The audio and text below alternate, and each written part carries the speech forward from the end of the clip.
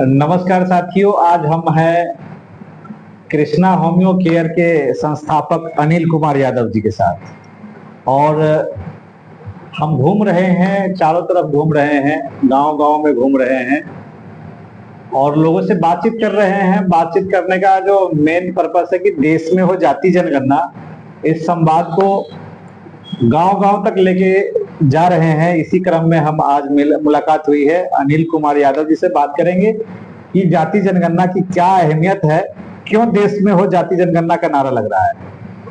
DK Ranjan Yadav ji, सबसे पहले आपका श्री कृष्णा होम्यो केयर में स्वागत है। नमस्कार। और आपने बहुत ही महत्वपूर्ण और गंभीर विषय रखा है, जाति जनगणना, जाति आधारित जनगणना। और आप लोग इसके लिए, हम जहाँ तक देखते हैं, काफी समय देते हैं, काफी मेहनत करते हैं, दरवाजे दरवाजे घर घर जा जा करके लोगों को बताते भी हैं।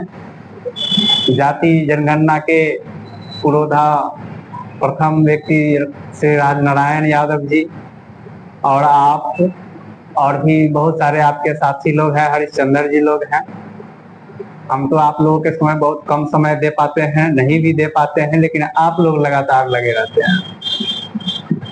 जाति आधारित जनगणना एक ऐसा महत्वपूर्ण विषय और आवश्यक अनिवार्य है हमारे भारत देश में, क्योंकि यहाँ विविधता केवल प्रकृति में नहीं, यहाँ के लोगों और उसके जातियों में भी इतनी विविधताएं बना दी गई हैं।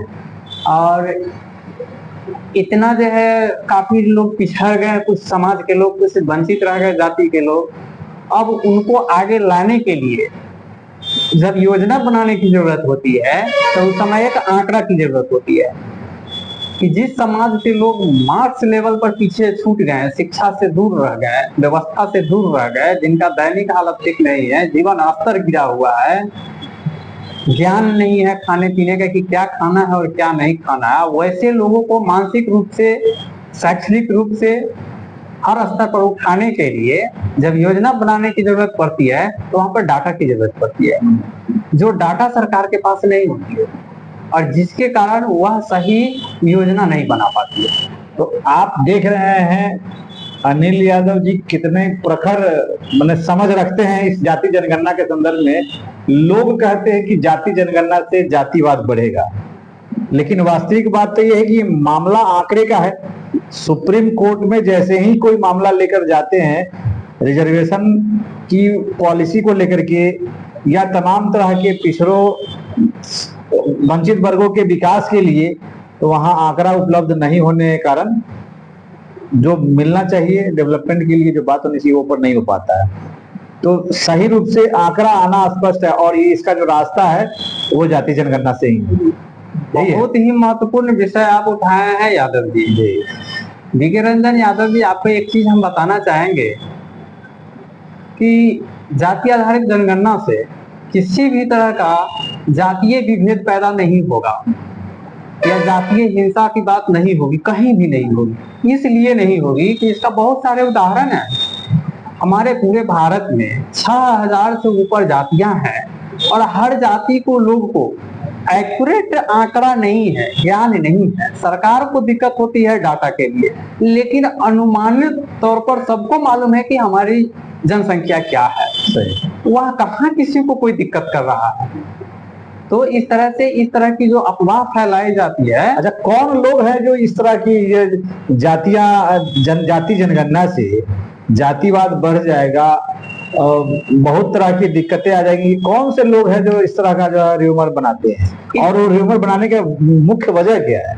इस तरह के र्यूमर बनाने के पीछे मात्र और मात्र एक रीजन है, और एक ही वर्ग के लोग आते हैं, जो शोषक वर्ग है, जो समाज में शोषित वंचितों को आगे नहीं आने देना चाहते हैं, और उनका शोषण लगातार करते रहना चाहते हैं। और इसीलिए वह आदमी तरह तरह की भ्रामक बातें उठाते रहते हैं, ताकि इससे जाति आधारित जनगणना न हो। जाति आधारित जब जनगणना नहीं होगी, तब लोगों को इसका सही आंकड़ा नहीं मिलेगा।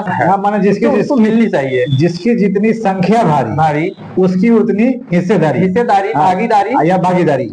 यह एक बहुत ही उचित सेंटेंस है और स्टेटमेंट है, क्योंकि जो भी काम करते हैं कामगार लोग, वह क्या करते हैं, रेवेन्यू जनरेट करते हैं।